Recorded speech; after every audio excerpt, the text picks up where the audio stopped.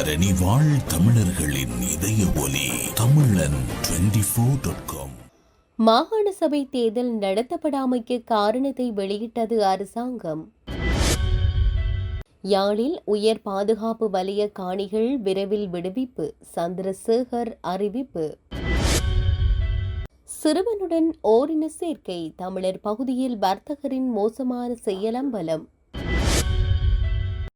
மட்டக்களப்பில் விபத்து, 5 படுகாயங்களுடன் வைத்தியசாலையில் அனுமதி. இளம்பெண் மீது கூட்டு பாலியல் வன்கொடுமை, 3 பேர் கைது.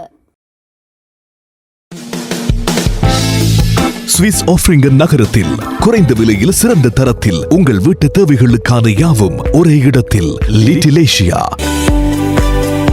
இங்கே தாயகத்தில் இருந்து தரமான மரக்கறி, ஃப்ரெஷ்ஷான இறைச்சி, சுவையான மீன் வகைகள் மற்றும் ஆசியா, ஆப்பிரிக்கா, தாய்லாந்தில் இருந்து இறக்குமதி செய்யப்பட்ட பலசரக்கு பொருட்கள் அனைத்தும் ஒரே கூரையின் கீழ். உங்கள் ஷாப்பிங்கை இனிமையாக்க 200க்கும் மேற்பட்ட கார் பார்க்கிங் வசதி.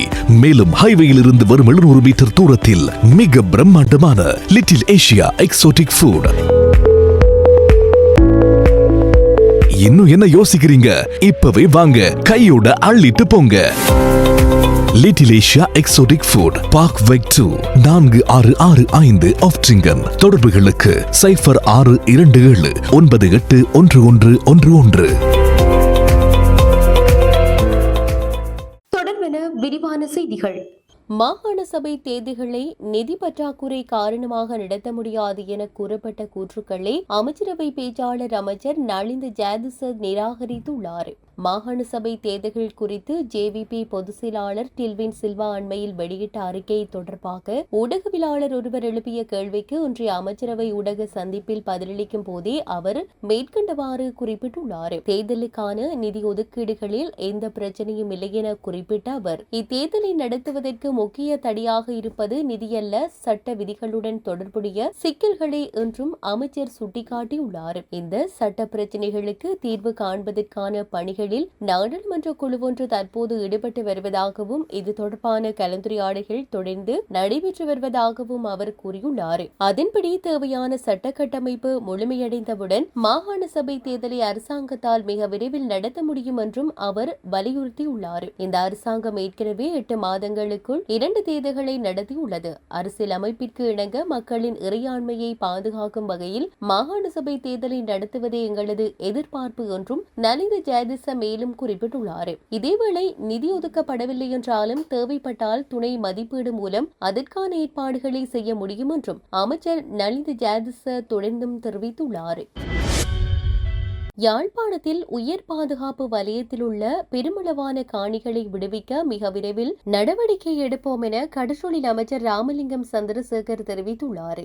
உயர் பாதுகாப்பு வலயத்தினுள் உள்ள காணி விடுவிப்பு தொடர்பில் வடமாகாண ஆளுநர் செயலகத்தில் நடைபெற்ற உயர்மட்ட கலந்துரையாடலின் பின் ஊடகங்களுக்கு கருத்து தெரிவிக்கும் போதே அவர் இதனை கூறியுள்ளார். அதன்போது அவர் மேலும் கருத்து தெரிவிக்கையில், மக்களின் காணி மக்களுக்கே என்பதே எமது அரசாங்கத்தின் நோக்கமாகும். அந்த காணிகளை விடுவிக்கும் முகமாக உயர்மட்ட குழுவினர் நேரில் சென்று பார்வையிட்டு காணி விடுவிப்பு தொடர்பில் கள ஆய்வுகளையும் மேற்கொண்டோம். இதில் உடனடியாக விடுவிக்கப்படக்கூடிய காணிகளை விடுவிக்க நடவடிக்கை எடுத்துள்ளோம். குறிப்பாக வழிபாட்டிடங்கள், பாடசாலைகள் என்பவற்றை விடுவிக்க முழுமையான நடவடிக்கைகளை எடுக்கவுள்ளோம். அதேவேளை உயர் பாதுகாப்பு வலயத்தினுள் பிரதான வீதிகளின் சில பகுதிகள் காணப்படுகின்றன. அவற்றினை விடுவித்து முழுமையாக வீதியை விடுவிக்கவும் நடவடிக்கைகள் எடுக்கப்பட்டுள்ளன. உடனடியாக விடுவிக்கப்பட முடியாது காணப்படும் காணிகளை விடுவிப்பது தொடர்பில் ஆராயப்பட்டு விடுவிக்கப்படக்கூடிய காணிகளை எதிர்காலத்தில் விடுவிக்கப்பட நடவடிக்கை எடுப்போம். விடுவிக்க முடியாத காணிகள் தொடர்பில் காணி உரிமையாளர்களுடன் பேச்சுக்களை நடாத்தி அது தொடர்பில்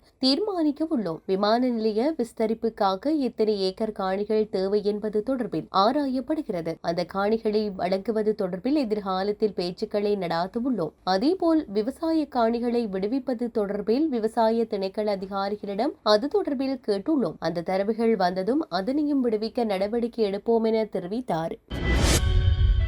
அம்பாறை கல்முனையில் 17 வயது சிறுவன் ஒருவருக்கு பணம் தருவதாக கூறி ஓரின சேர்க்கை மூலம் பாலியல் துஷ்பிரயோகத்திற்கு உட்படுத்திய குற்றச்சாட்டில் கைது செய்யப்பட்ட 56 வயது வர்த்தகரை எதிர்வரும் ஜூன் மாதம் 8ஆம் தேதி வரை 14 நாட்கள் விளக்கமறியலில் வைக்குமாறு கல்முனை நீதவான் நீதிமன்றம் உத்தரவிட்டுள்ளது. அம்பாறை கல்முனை வர்த்தக நிலையம் ஒன்றில் நீண்ட காலமாக இத்தகைய சட்டவிரோத பாலியல் செயற்பாடுகள் இடம்பெற்று வந்ததாக கூறப்படுகிறது.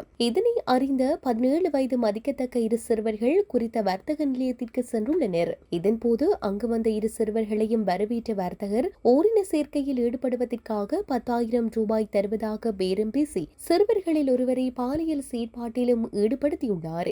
மற்றைய சிறுவன் தனது நண்பனின் பாலியல் துஷ்பிரயோகத்திற்கு உள்ளாக்கப்படும் காட்சிகளை வர்த்தகரின் கைத்தொலைபேசியிலேயே ரகசியமாக பதிவு செய்துள்ளார். பின்னர் ஏற்கனவே வர்த்தகர் தருவதாக ஒப்புக்கொண்ட 10,000 ரூபாய் பணத்தை வழங்க மறுத்ததால் ஆத்திரமடைந்த இரு சிறுவர்களும் காணொலி பதிவு செய்யப்பட்ட வர்த்தகரின் கைத்தொலைபேசியை வலுக்கட்டாயமாக பறித்துக் கொண்டு அங்கிருந்து தப்பி சென்றுள்ளனர். அது மட்டுமன்றி காணொலியை சமூக ஊடகங்களில் பதிவேற்றம் செய்து விடுவதாக கூறி வர்த்தகரை அச்சிறுவர்கள் மிரட்டியுள்ளனர். இதனையடுத்து சுதாகரித்துக் கொண்ட 56 வயதுடைய திருமணமான வர்த்தகர் கடந்த மே மாதம் 6ஆம் தேதி கல்முனை தலைமையக போலீஸ் நிலையத்திற்கு சென்று வர்த்தக நிலையத்திற்கு வந்த இரு சிறுவர்கள் மேசையிலிருந்து விலையுயர்ந்த கைத்தொலைபேசியை திருடி சென்று விட்டதாக முறைப்பாட்டில் குறிப்பிட்டிருந்தார். வர்த்தகரின் முறைப்பாட்டின் அடிப்படையில் விசாரணைகளை ஆரம்பித்த போலீசார் அம்பாறை புறநகர் பகுதியில் வைத்து அந்த இரு சிறுவர்களையும் கைது செய்து போலீஸ் நிலையத்திற்கு அழைத்து வந்தனர். அங்கு அவர்களிடம் மேற்கொள்ளப்பட்ட தீவிர விசாரணையின் போதே இந்த அதிர்ச்சியூட்டும் உண்மைகள்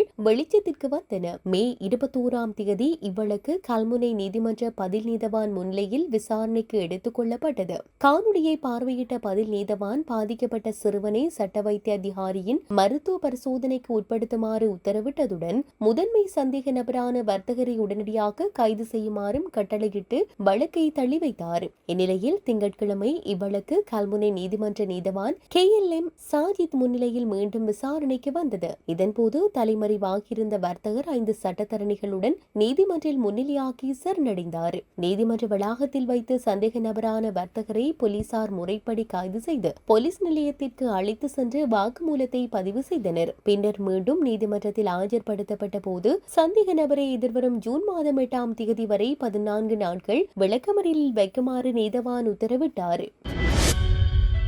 மட்டக்களப்பு பாலிச்சேனை பிரதான வீதி வந்தாறுமூலை மத்திய மகா வித்தியாலயத்தின் முன்பாக தனியார் பேருந்தும் சிறிய ரக லொரியொன்றும் இன்று செவ்வாய்க்கிழமை காலை 10:30 மணியளவில் நேருக்கு நேர் மோதி விபத்துக்குள்ளானதில் பேருந்து நடத்துனர் உட்பட 5 பேர் படுகாயமடைந்த நிலையில் வைத்தியசாலையில் அனுமதிக்கப்பட்டுள்ளதாக காவல்துறையினர் தெரிவித்தனர். ஆரியம்பதியிலிருந்து கதிர்வெல்ல பிரதேசத்திற்கு தனியார் பேருந்தும் பாலிச்சேனை பகுதியிலிருந்து மட்டக்களப்பு நோக்கி பிஸ்கெட்டுகள் ஏற்றி சென்ற லொரியும் சித்தாண்டி வந்தாறுமூலை மத்திய மகா வித்தியாலயத்திற்கு முன்னால் உள்ள பிரதான வீதி பாதசாரிகள் வீதியை கடக்கும் வெள்ளைக்கோட்டு பகுதியில் நேருக்கு நேர் மோதி விபத்துக்குள்ளான. இது தொடர்பான மேலதிக விசாரணைகளை சந்திவெளி காவல்துறையினர் மேற்கொண்டு வருகின்றனர்.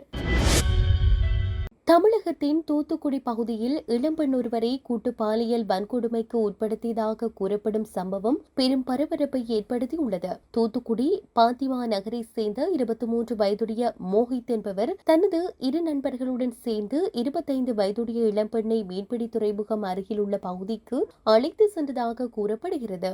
அங்கு பெண்ணின் விருப்பத்திற்கு மாறாக மூவரும் இணைந்து பாலியல் வன்கொடுமையில் ஈடுபட்டதாக பாதிக்கப்பட்ட பெண் அளித்த முறைப்பாட்டில் தெரிவிக்கப்பட்டுள்ளது. மேலும் சம்பவத்தின் போது அந்த பெண்ணிடமிருந்து 2,500 ரூபாய் பணம், ஒரு கைபேசி மற்றும் 2 வெள்ளி மோதிரங்களும் பறிக்கப்பட்டதாக தெரிவிக்கப்படுகிறது. இதனையடுத்து பாதிக்கப்பட்ட பெண் தூத்துக்குடி நகர துணை போலீஸ் நிலையத்தில் முறைப்பாடு செய்தார். அதன் அடிப்படையில் போலீசார் வழக்கு பதிவு செய்து விசாரணைகளை ஆரம்பித்தனர். இந்த விசாரணைகளை சுனில் தலைமையில் 4 தனிப்படைகள் முன்னெடுத்தன. தொடர்ந்து மேற்கொள்ளப்பட்ட விசாரணைகளின் அடிப்படையில் மொஹித், ரிதீஷ் மற்றும் ஜெயக்குமார், திலோத், பெர்லின் ஆகிய மூவரும் கைது செய்யப்பட்டுள்ளனர்.